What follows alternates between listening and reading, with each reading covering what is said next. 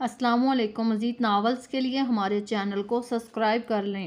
انابیہ اسے نرمی سے سمجھا گئی۔ وہ حیرت سے بے یقینی سے انہیں دیکھ گئی۔ بہت خوب، آپ کی بہن تو جھوٹ بولنے اور فریب دینے میں آپ سے بھی 2 ہاتھ آگے نکلی۔ اب یہ کون سا نیا کھیل کھیلنا چاہتے ہو تم لوگ میرے ساتھ؟ حریم نے حقارت سے کہا تو انابیہ کا خفت اور دکھ سے چہرہ سرخ پڑ گیا جبکہ آنکھوں سے آنسو چھلک پڑے۔ حریم، جائش نے اسے ٹوکنا چاہا۔ کیوں برا لگا؟ بہن دکھی ہے تو برداشت نہیں ہو رہا۔ جب مجھ سے غیر انسانی سلوک کرتے رہے تب آپ کی انسانیت کیوں نہیں جاگی؟ جبکہ تم دونوں بہن بھائی اسی سلوک کے حقدار ہو۔ اب جاؤ میرے گھر سے، دھکے دے کر نکالوں یہاں سے آپ لوگوں کو، اس نے دوبارہ غرا کر کہا۔ اب کی بار جائش نے بجھے دل اور شائستگی سے انابیہ کا بازو تھاما، اسے روتی ہوئی کو اپنے گلے لگایا۔ وہ اپنی اتنی بے عزتی پر بہت بری طرح رو رہی تھی جبکہ اس سارے معاملے میں اس کا تو کوئی قصور ہی نہیں تھا۔ وہ اتنی ہی بے قصور تھی جتنی حریم خود۔ چلو انابیہ یہاں سے۔ جائش اسے ساتھ لیے کمرے سے چپ چاپ کچھ کہے بغیر باہر نکل گیا۔ وہ لوگ کمرے سے باہر نکل کر صحن میں آئے۔ یوسف صاحب، سلمیٰ بیگم اور عماد انابیہ کو زورخدار روتے ہوئے دیکھا تو اس کو اس طرح روتا دیکھ کر سب کو بے تحاشا افسوس ہوا، حتیٰ کہ اسماء بھی اب وہیں موجود تھی۔ وہ ترحم بھری نگاہوں سے اس چھوٹی سی لڑکی کو اتنا روتے ہوئے دیکھ رہی تھی، لفظ جیسے گم ہو گئے تھے، کسی کے پاس کچھ کہنے کو نہیں تھا۔ جائش خاموشی سے انابیہ کو ساتھ دوبارہ دہلیز پار کر گیا۔ رات تک اس کی حالت بہت زیادہ بگڑ گئی تھی۔ ابھی ابھی تو وہ کوما سے باہر آئی تھی، پھر اس قدر ڈپریشن میں چلے جانے کا نتیجہ تھا کہ وہ نیم بے ہوش ہو چکی تھی۔ انابیہ، کیا ہوا؟ جائش بہت بری طرح گھبرایا۔ چلو ہاسپٹل چلتے ہیں۔ کچھ دیر بعد وہ اسے گاڑی تک لایا، گاڑی میں بٹھا کر تیزی سے ڈرائیونگ کرنے لگا۔ بھائی میں ٹھیک ہوں، اس نے نیم آغوگی میں پکارا۔ ہاں انشاءاللہ بالکل ٹھیک ہو جاؤ گی، جائش نے کہا۔ اپنی پوری توجہ ڈرائیور کی جانب متبادل کی۔ آدھا راستہ گزر جانے کا تھا جب اسے عماد سڑک پر اپنی بیگم کے ہمراہ پریشان کھڑا دکھائی دیا۔ جائش نے اپنی پراڈو اس کے پاس آ کر روکی۔ کیا بات ہے؟ کچھ پریشان لگ رہے ہیں، میں کوئی ہیلپ کر سکتا ہوں؟ جائش نے بے تاثر لہجے میں پوچھا۔ اسماء کی طبیعت بہت خراب ہے، ہاسپٹل جا رہے تھے کہ بیچ میں ہی گاڑی خراب ہو گئی اور کوئی گاڑی یا ٹیکسی نہیں مل رہی، اوپر سے فون بھی ڈیڈ ہے میرا۔ عماد نے بھی نارمل انداز میں اپنی مشکل بتائی۔ سچ تو یہ تھا وہ جتنا پریشان تھا، اسے اس وقت یہاں اس کی موجودگی سے کافی راحت محسوس ہوئی۔ اوپر سے لمحہ بہ لمحہ اسماء کی طبیعت خراب ہو رہی تھی جو کہ 3 منتھ پریگننٹ تھی۔ آئیے میں لے چلوں، ہاسپٹل جا رہے ہیں، جائش نے کہا تو عماد خاموشی سے اسماء کو لے کر پچھلی سیٹ پر بیٹھ گیا۔ ہاسپٹل کیوں جا رہے تھے آپ لوگ؟ عماد نے بات کرتے یوں ہی ان سے پوچھا۔ انابیہ کی طبیعت بہت خراب تھی، جائش نے کہا تو عماد نے ایک نظر پچھلی سیٹ پر موجود نڈھال وجود پر ڈالی۔ اسے اب حریم کے رویے پر سچ میں افسوس سا محسوس ہوا تھا۔ وہ اب خاموش تھے۔ ہاسپٹل پہنچنے پر عماد نے اس کا شکریہ ادا کیا۔ اس کی ضرورت نہیں، یہ میرا فرض تھا۔ جب فری ہو تو گاڑی میں آ کر بیٹھ جائیے گا، ہم پہلے فری ہوئے تو آپ لوگوں کا ویٹ کریں گے، جائش نے کہا۔ عماد اسماء کو لے کر گائنی وارڈ کی جانب چلا گیا جبکہ وہ حریم کو لے کر اس ڈاکٹر کے پاس چلا آیا۔ واقعی ہی اس نے بہت زیادہ سٹریس لیا تھا۔ 2 گھنٹے انڈر آبزرویشن رہی۔ ادھر اسماء کو بھی ڈریپ لگی ہوئی تھی تو انہیں بھی اتنا ہی وقت لگ گیا۔ جب فری ہوئے تو تقریباً اکٹھے ہی باہر نکلے۔ آئیے بیٹھیے، جائش نے عماد کی جھجک محسوس کرکے خود ہی آگے بڑھ کر پھر سے گاڑی کا دروازہ کھول دیا۔ آپ کو خواہ مخواہ ہی تکلیف ہوگی۔ عماد شرمندہ ہوا۔ جو تکلیف میری وجہ سے آپ لوگ جھیل چکے ہیں اس کے سامنے تو یہ کچھ بھی نہیں، جائش نے دوسری جانب دیکھتے ہوئے کہا۔ عماد خاموشی سے اسماء کو لے کر گاڑی میں بیٹھ گیا۔ گاڑی اپنی منزل کی جانب رواں دواں تھی۔ انابیہ نے سیٹ سے سر ٹکایا ہوا تھا۔ انابیہ، کچھ بھی سوچنے کی ضرورت نہیں ہے، ڈاکٹر نے کہا ہے، اب بالکل بھی کوئی ٹینشن نہیں لینی، ابھی نروس بریک ڈاؤن ہوتے ہوتے بچا ہے۔ یہ ٹینشن تمہارے لیے کتنی خطرناک ہے تم جانتی ہو نا، انشاءاللہ سب ٹھیک ہو جائے گا۔ جائش نے نرمی سے انابیہ کو سمجھانا چاہا مگر وہ پھوٹ پھوٹ کر رو دی۔ انابیہ، جائش نے اسے بے بسی سے پکارا، اس سب کی ذمہ دار میں ہوں بھائی، سب کچھ میری وجہ سے ہوا، اگر میں نہ ہوتی تو یہ سب نہ ہوتا، کاش میں بھی ماما بابا کے ساتھ اس ایکسیڈنٹ میں مر جاتی تو آج یہ سب نہیں ہوتا۔ وہ بے تحاشا رو رہی تھی۔ عماد نے پہلو بتلا، حتیٰ کہ اس طرح اس کے رونے پر اسماء بھی رو پڑی۔ عماد کے گھر پہنچنے تک گاڑی میں عجیب سی بے چین کر دینے والی خاموشی چھائی رہی۔ گھر آ جانے پر عماد نے اصرار کیا کہ وہ بھی اندر آ جائیں مگر انہیں ڈراپ کر کے وہ فوراً وہاں سے چلا گیا۔ یوسف صاحب، سلمیٰ بیگم اور حریم اس وقت صحن میں موجود تھی۔ وہ بے قراری سے ادھر ادھر چکر لگا رہی تھی۔ سلمیٰ بیگم درود پاک پڑھ رہی تھی۔ رات کے وقت اچانک اسماء کی طبیعت بہت زیادہ خراب ہو گئی تھی تو عماد اسے لے کر ہاسپٹل گیا تھا، مگر اب 3-4 گھنٹے گزر جانے کے بعد رات کے 2 بج چکے تھے۔ ان کا کوئی اتا پتہ نہیں تھا، حتیٰ کہ فون بھی بند جا رہا تھا۔ اب تو سب کا پریشانی سے برا حال تھا، مگر اللہ تعالیٰ کا شکر ہے باہر گاڑی رکنے کی آواز آئی۔ میں دیکھتا ہوں یوسف صاحب باہر کی جانب گئے۔ صدر شکر چند ہی لمحوں بعد عماد اور اسما اندر آتے ہوئے دکھائی دیے۔ عماد کہاں رہ گئے تھے؟ جانتے ہو کس قدر پریشان تھے ہم لوگ، کیسے کیسے وسوسے دل میں ہو رہے تھے۔ اسما بیگم نے اٹھ کر چٹاچٹ اس کا اور اسما کا منہ چوم ڈالا۔ تب عماد نے انہیں ساری تفصیل بتائی کہ کس طرح ان کی گاڑی بیچ راستے میں خراب ہو گئی اور کیسے ہاسپٹل سے اب تک گھر پہنچے۔ کون تھا وہ نیک انسان جس نے تمہاری اتنی مدد کا؟ اللہ تعالیٰ اس کا بھلا کرے، نیک نصیب ہوں۔ سلمیٰ بیگم نے دل سے دعا کی۔ جائز تھا مما، وہ اپنی بہن کو لے کر ہاسپٹل جا رہا تھا، عماد نے سادگی سے بتایا تو سب چونک گئے۔ اسما اس کمرے میں چلی گئی۔ ارے کیا ہوا تھا بچی کو؟ دن میں تو اچھی بھلی مسکراتی ہوئی یہاں آئی تھی۔ سلمیٰ بیگم کو حقیقتاً دکھ ہوا، شاید ڈپریشن کی وجہ سے نروس بریک ڈاؤن ہونے والا تھا۔ وقت پر جائش اسے ہاسپٹل لے گیا تو بچت ہو گئی۔ عماد کے لہجے میں بھی افسوس تھا۔ اس نے ایک نظر حریم کو دیکھا جو اب بھی سرد و سپاٹ چہرہ لیے کھڑی تھی، جیسے اسے کسی چیز کا دکھ نہیں ہوا، رتی برابر بھی فرق نہیں ہو رہا، جیسے وہ پتھر کی بن گئی ہو۔ گڑیا آرام کرو، کافی تھک گئی ہوگی۔ عماد نے اس کے سر پر نرمی اور محبت سے ہاتھ رکھا، اندر چلا گیا، وہ کافی تھک چکا تھا۔ حریم اندر چلو، کیا سوچ رہی ہو؟ مما بالکل اچھا ہوا اس کے ساتھ، اپنوں کا دکھ کیسے سینوں میں آگ لگاتا ہے، حریم نے نفرت اور حقارت سے کہا۔ اپنے کمرے میں چلی گئی۔ سلمیٰ بیگم اور یوسف صاحب ایک دوسرے کی جانب دیکھ کر رہ گئے۔ وہ اپنے بستر پر نیم دراز تھی۔ حریم نے سونے کی بہت کوشش کی، مگر جیسے آنکھیں بند کی عجیب طرح سے دم گھٹنے لگا، اور ایسا اس کے ساتھ تقریباً ہر آدھے گھنٹے بعد ہو رہا تھا۔ اب کی بار وہ بستر پر اٹھ کر بیٹھی، بہت بری طرح اپنی انگلیاں چٹکانے دراصل یہ ضمیر کی لعنت ملامت تھی جو اسے سونے نہیں دے رہی تھی۔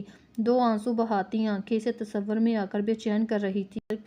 آج اس نے کسی کا بہت بری طرح سے دل دکھایا تھا۔ آج وہ اس سے عمل سرزد ہوا تھا جو اس نے کبھی کرنے کا نہیں سوچا تھا۔ دن میں تو اپنے اوپر بے بسی کا خول چڑھائے رکھا تھا، مگر اب وہ بری طرح چٹکا تھا۔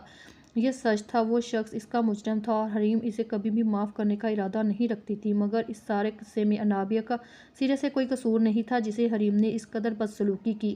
وہ بیمار ہو کر ہاسپٹل جا پہنچی، اسے اس کو اتنی بری طرح بے عزت ہرگز نہیں کرنا چاہیے تھا۔ وہ کس قدر دکھی ہوگی، اس کا کتنا دل دکھا ہوگا، اس کے الفاظ نہیں نشتر تھے جو سینہ چیر گئے۔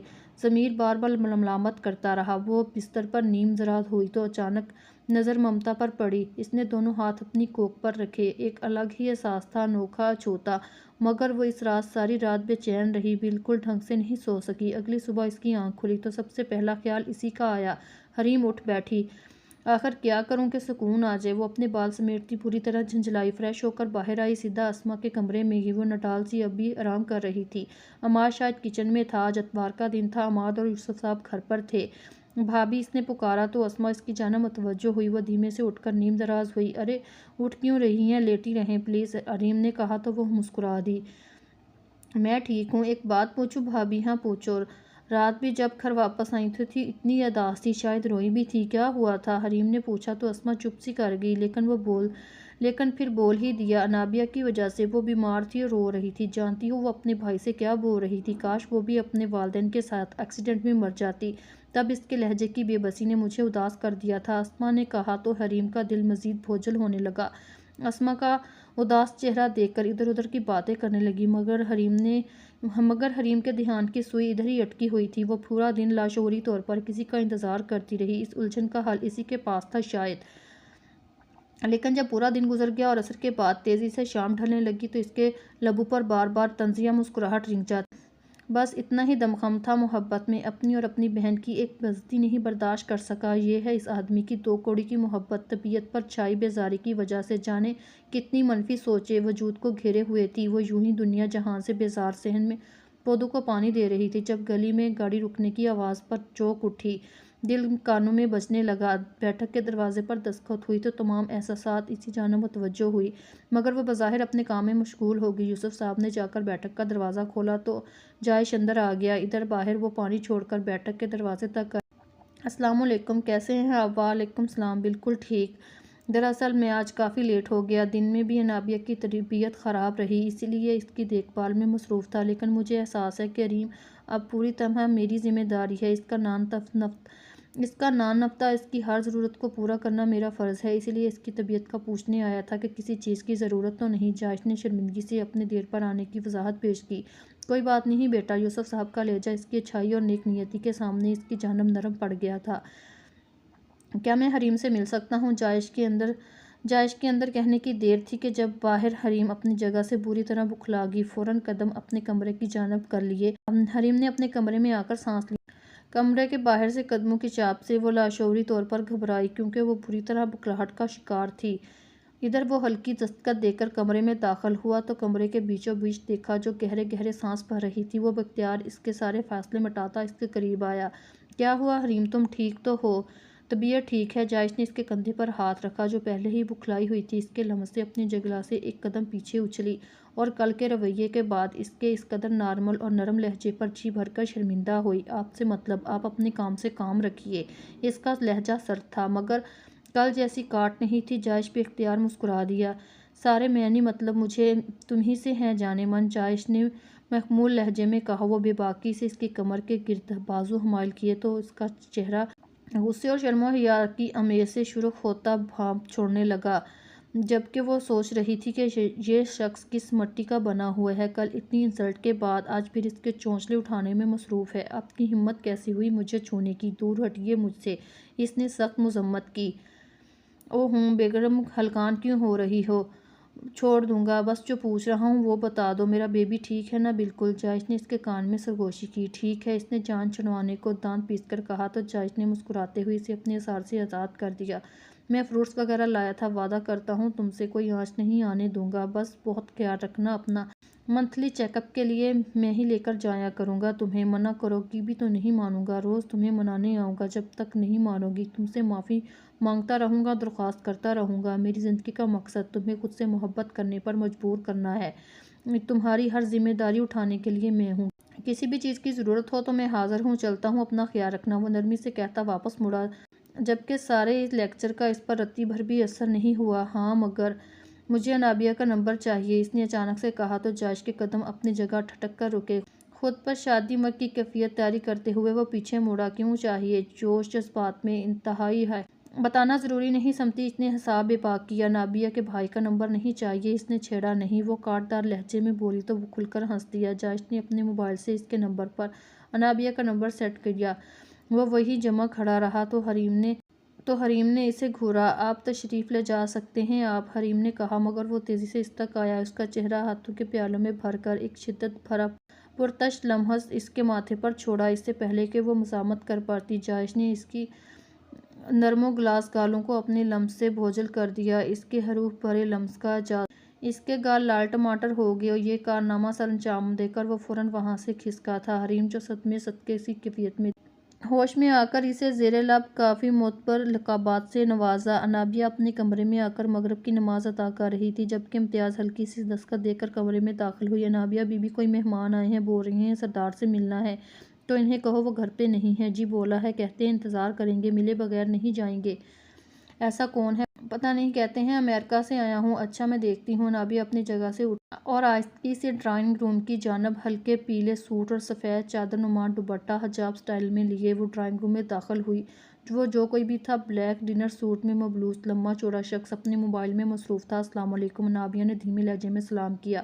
سامنے والے نے نگاہیں اٹھا کر سامنے دیکھا۔ یہ نگاہ سامنے اٹھنی نہیں چاہیے تھی، اگر اٹھ گئی تھی تو واپس پلٹنی چاہیے تھی، مگر ایسا کچھ نہیں ہوا تھا۔ وعلیکم السلام، آپ کون ہیں اور کس سے ملنا ہے آپ کو؟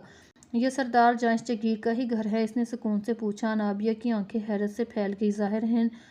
ظاہر ہے باہر نیم پلیٹ دیکھی ہوگی آپ نے، انابیہ نے حیران ہو کر کہا تو وہ سامنے والا مسکرایا، جبکہ انابیہ کو یہ مسکراہٹ بالکل سمجھ نہیں آئی۔ پھر بس میں محمد افراز شیرازی ہوں، جائش کے کالج کا دوست، امریکہ میں تھا، کل ہی واپس آیا ہوں، اسے سرپرائز دینے کے چکر میں ملنے چلا آیا، مگر یہاں آ کر خود ہی سرپرائز ہو گیا۔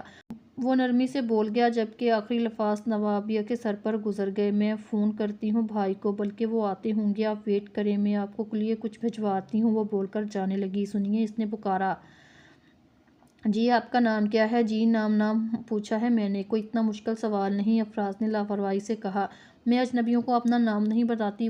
وہ اس کے یوں بے تکلف ہونے پر تلملائی۔ میں اجنبی نہیں ہوں۔ اس نے پھر بھی اس کی جانب دیکھا۔ انابیہ تیزی سے اندر بھاگ گئی، دو گہری نظروں نے اس کا دور تک پیچھا کیا۔ اسے کچھ ہی دیر گزری تھی انتظار کرتے جب جائش حویلی واپس آیا۔ وہ کافی دیر سے آپس میں بغل گیر ہو رہے تھے۔ کیسے ہو؟ جائش نے اس کے سینے پر گھونسا رسید کیا۔ بالکل ٹھیک، تو تم منظر سے یوں غائب ہو گئے؟ دوبارہ تمہاری شکل دیکھنے کو ترس گیا ہوں۔ جائش نے اس سے شکوہ کیا۔ بس امریکہ میں جاب تھی تو امی بابا کے ساتھ ادھر سیٹل ہو گیا، لیکن اب میری شکل نظر آتی رہے گی تمہیں، وہ بول کر خود ہی مسکرایا۔ اور مجھے لگا یوں کہو گے تمہاری بھابھی اور بال بچوں کے ساتھ سیٹل ہو گیا ہوں۔ کہاں یار، 4 بہنوں کی ذمہ داری، امی کے کینسر کا علاج، بہت ذمہ داریاں تھیں کندھوں پر۔ امی نے سر توڑ کوشش کی میں شادی کر لوں، مگر اپنی ذمہ داریاں پوری کرنے سے پہلے اپنے قدم ہرگز نہیں اٹھانا چاہتا تھا۔ دوسرا کوئی اس دل کو اس قدر بھائی نہیں کہ اپنے مقاصد کو پست پشت ڈال کر اس کا ہاتھ تھامنے کی جلدی مچاتا۔ افراز نے سادگی سے کہا۔ اور آپ کیا ارادے ہیں محترم؟ جائش نے مسکرایا۔ اب اپنے تمام فرائض سے سب کو دوش ہو چکا ہوں۔ امی بالکل ٹھیک ہیں ماشاءاللہ، امریکہ جانے سے پہلے بابا کے ساتھ حج کر آئی ہیں، کسی کام سے یہ یہاں آیا تھا۔ امی نے ایک لسٹ تھما کر بھیج دیا۔ امی اور ابا کے خاندان میں اسے جو پسند ہے بہو بنا کر امریکہ میں قدم رکھوں۔ اب تو کافی عرصے سے اسی کی تلاش میں تھی جو دل کو بھا جائے۔ افراز کے لبوں پر مسکراہٹ جدا نہیں ہو رہی تھی مطلب پوری ہو چکی ہے۔ جائش نے اس فقرے میں من پسند الفاظ اچک لیے تو وہ ہنس دیا۔ اب تک اتنے ہی ذہین ہو جتنے پہلے ہوا کرتے تھے۔ سیدھی طرح بتاؤ کس کو پسند کرتے ہو؟ جائش کے لہجے میں حسرت ہی حسرت تھی۔ کاش سب کچھ برباد ہونے سے پہلے اتنا مخلص شخص اس سے ملا ہوتا، مگر اب دیر ہو چکی تھی۔ میں گھما پھرا کر بات نہیں کرنا چاہتا جائش، اگر امی ابو یہاں ہوتے تو وہ بات کرتے۔ ابھی بھی تمہاری چھوٹی ہمشیرہ سے دعا سلام ہوئی، مجھے لگتا ہے ایک عرصے کی تلاش مکمل ہو گئی ہے۔ میں جلد ہی جلد انہیں اپنی زوجیت میں لینا چاہتا ہوں، افراز نے بول کر جائش کے پیروں تلے سے زمین کھینچ لی۔ وقت جیسے پر لگا کر اٹھ گیا۔ اسما کی طبیعت بہت زیادہ خراب تھی اور اسے ہاسپٹل لے جایا جا رہا تھا۔ سب بے تحاشا پریشان تھے۔ جائش ڈرائیونگ سیٹ پر بیٹھا جبکہ عماد اور سلمیٰ اسما کو تھام کر گاڑی میں لے جا رہی تھی۔